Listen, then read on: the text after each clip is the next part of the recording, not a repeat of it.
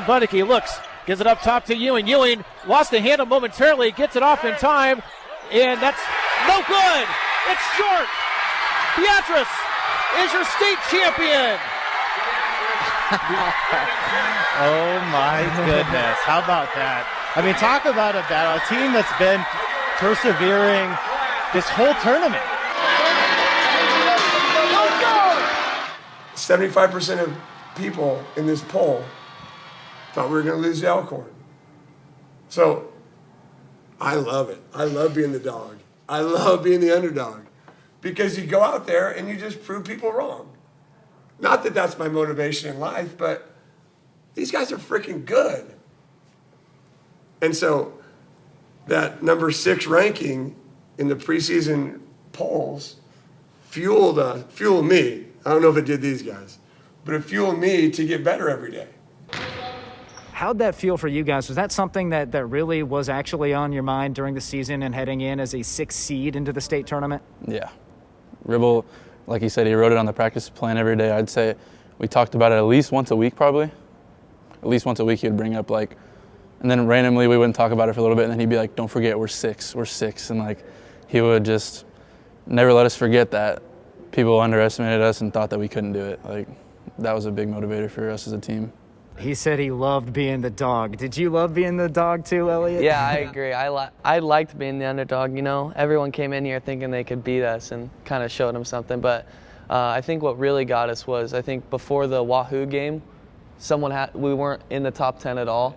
And that really kind of lit a fire. I don't know, I think it was it the Nebraska Preps coaches poll? I think it was that one, and it was the coaches that voted. They didn't even have us honorable mention.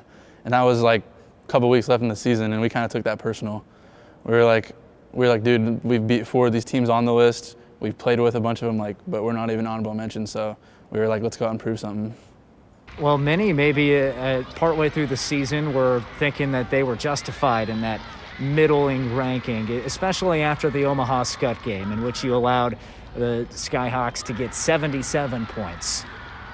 Coach Ribbles told me he kind of had a mindset change after that.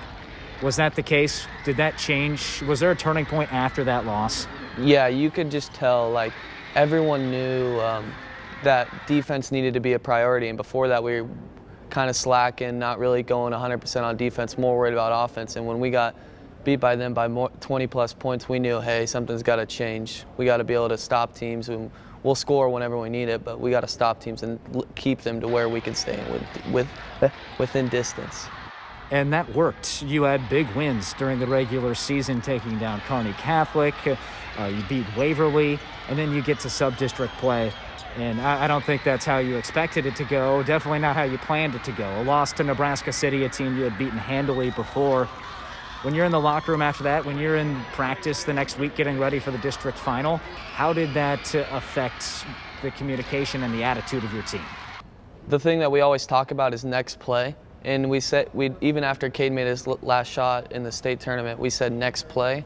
So it was kind of like, hey, we know it happened, but we need to move on to the next goal. And our goal was to make it to state. So we just kind of flipped the switch and knew we had to go 100% out if we wanted to make the state.